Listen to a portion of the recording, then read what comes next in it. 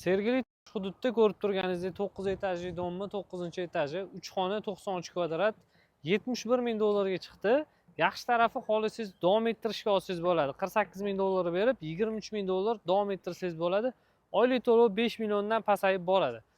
Lokatsiyasi yaxshi joyda joylashgan, yonida maktab bor, orqasida bog'cha bor, bu yoq tarafida magazinlar ko'p. Uy ichini ko'ramiz. Chiqib olgan bo'lsa, koridori katta, keng bo'lyapti. O'ng qo'lda oshxonasi bo'lyapti. Oshxonalar derazalari shotka qilingan, kuxnya mebeli joyida qolyapti. Keyingisi spalni bo'lyapti. Spalnidan 2/6 balkonga o'tsa bo'ladigan xot bor. Hop.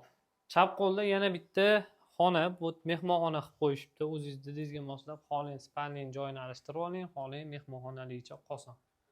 Vanna tualeti alohida bo'lyapti. Bu eng kerak joyi. Ko'pchilik shunaqasidan xohlaydi. Bu detskiy bo'lyapti. Ataplenalarni o'zingizlar xohlagan payt yoqib o'chirasizlar. Shu yaxshi tarafi. 2/6 balkoni.